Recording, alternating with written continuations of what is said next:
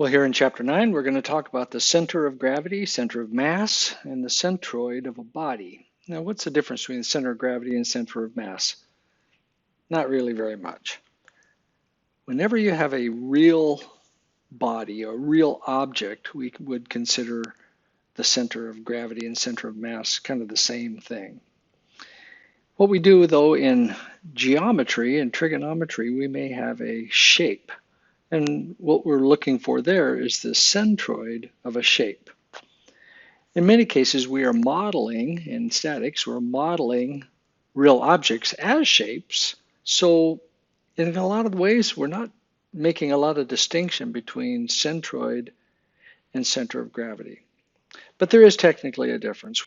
All right, we've already talked about rectangles and triangles, and we determined, or we know that the centroid, or the center of gravity of a rectangle, well, the centroid of a rectangle is right there. The center of gravity of a real object that would be shaped like that would be right there. We also know that the centroid of a triangle is the 2/3 dimension, and this is the 1/3 dimension. Now, why is that? Well, we can use some integration to discover that, and our textbook has a nice little derivation here, so I encourage you to look at that carefully. It's using some calculus to integrate that. I'm not going to go through that carefully, but you can do that on your own if you want to. But anyway, that is the centroid of a triangle shape. And then we know also that the y centroid is up that 1/3 distance, and this would be the 2/3 distance. What we're usually referring from the centroid, or the center of gravity, we're going to call that x bar from some reference. And that'll be a term that we'll be using, is x bar. All right, so how is that really determined? We looked at that calculus problem, but it's basically all based on moments. So let's consider this random shaped object, and let's say that it does have a center of gravity right there. And let's say that there's a weight that is going down. Let's also consider that it may be separated a distance x bar from our reference right there. We know enough now about moments. We could say that the moment about O is equal to the weight times x bar. If we have to discover it, we might have to divide our random object up into several pieces, each with its own center of gravity, each with their own weight,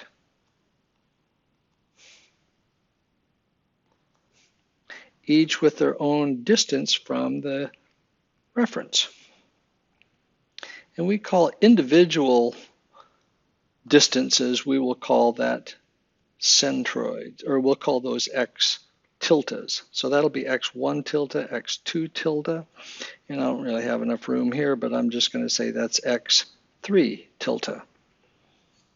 So what we can do there is we can multiply each one of them together, and we can say that the moment of O is equal to the sum of the individual weights times x tilde. If we have to divide it up into even smaller pieces, then we can also do that. So let's just divide it up into an infinitely number of small pieces. Each of these small pieces has their own differential mass, or differential weight, each separated their own incremental distance from the reference. And so what we can say is that the total weight is equal to the integral of the small weights. We know that the differential moment is equal to x tilde d weight. That's the incremental moment. We can integrate both sides. And if we integrate the incremental moment, we get that's equal to the total moment. So this is going to be the total moment. We also know that the moment is equal to weight times x bar, which we also know is equal to x bar times the integral of the weight. So then setting these two pieces together, we can solve this for x bar and say that x bar then is equal to x tilde the weight over the integral of the weight. If we choose not to do calculus but to use discrete weights and discrete distances, which is where we're going to go here, then we get this equation. The sum of x tilde weight is equal to or over the sum of the weights. And that's kind of where we're going here. We're finding x bar by using discrete weights and discrete distances, and we're going to add them together and find out where the center of gravity is. We can find center of gravity of random shapes using areas, but we're not going to do that in this course, but you can look at the derivations here if you wish. Another powerful concept is finding the centroid of a line. And there are many applications in engineering where you have to find that. If the line has a formula, you can find the centroid of a line shape. And a line also means a very thin, rigid object. It could be like a wire or a bent piece of wood, maybe, as long as it's thin. It doesn't have to be just a line. It could be modeled as a. So anyway, this is pretty powerful that you should look at if you need to. All right, where we're going to go here is we are going to talk about composite shapes. And the composite shape is a series of connected, simpler shapes. They could be rectangular, semicircular, triangle. They could be a lot of different shapes. And we're going to divide them up into their component parts and use our newfound magic formula to find out where the center of gravity of this composite structure is. And I call this the table method, in that you can do this with an equation, in the equation form if you want, but I prefer the table method, and it's very powerful and easy to use. We'll also use a concept called whole minus the wholes, which you'll get used to interpreting and using. All right, let's find the center of gravity of this composite shape. This is a air compressor of some sort, and it's got some distances and it's got some masses. Okay.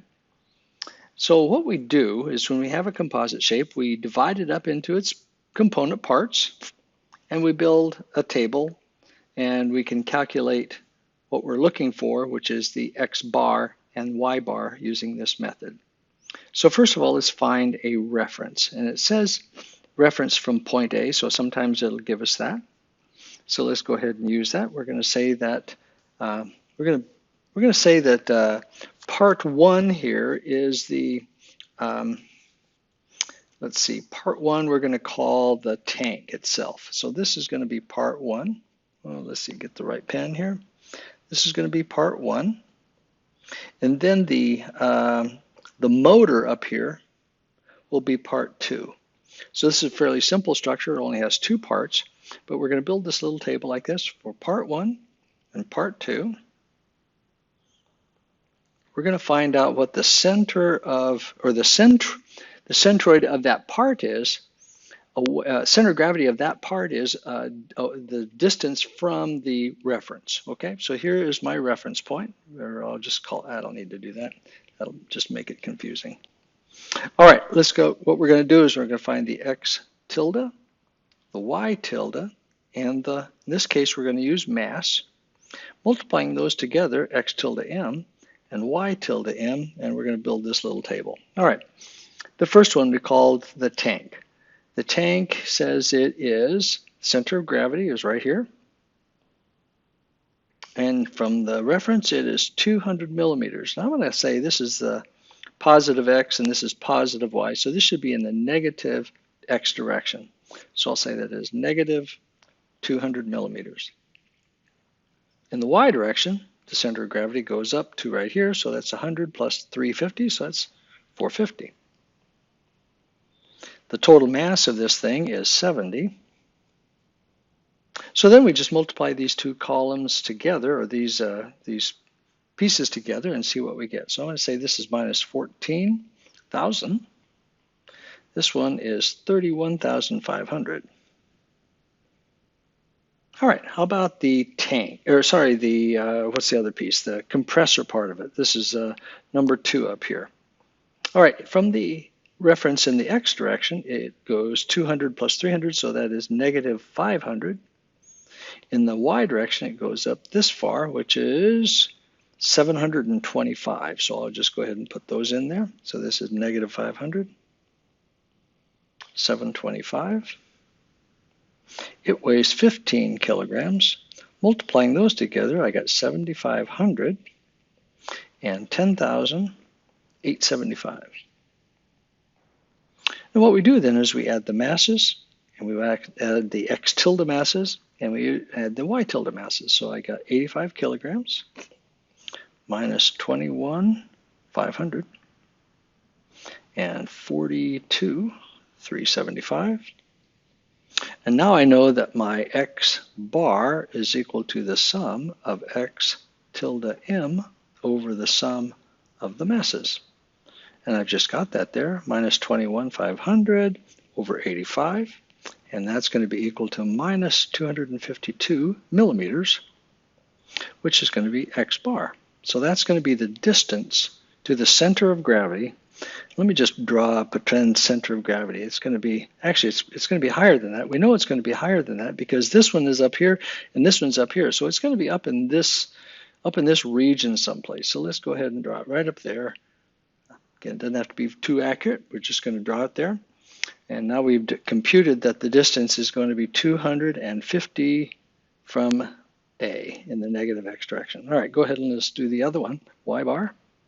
It's going to be equal to the sum of y tilde m over sum of the masses. So that's going to be 42,375 over 85. That's equal to, let me just mush this up a little bit here. That's equal to 498 millimeters. I guess that was millimeters as well. That's equal to y bar. Okay, so that's the way we use the table method. It's very simple. From there, we can now draw a free body diagram if we want, or just use our new picture up here. I'm just going to say that mg is now coming down at that angle. If I want to find out the reactions, let's call this B, and this A, reaction at AY and BY, I can sum moments about A is equal to 0. And then I have 85 is my total mass times 9.81 is mg times 252 minus by times its distance, which is, oh, did I even give you this? No, I didn't. This is actually 300 right there. So sorry about the scrunched look there, but that's 300 millimeters there. So that would be by times 800 is equal to 0, and I got by is equal to 262 newtons. And then sum of the forces in the y is equal to 0. Got minus 85 times 9.81 plus by plus ay is equal to 0, and solve that for ay is equal to 571 newtons. So anyway, that's the way you solve for the reactions after you solve for the location of the center of gravity. So in this case, we didn't need the y bar for finding the reactions. However, it's still a good exercise to make sure you know how to do that.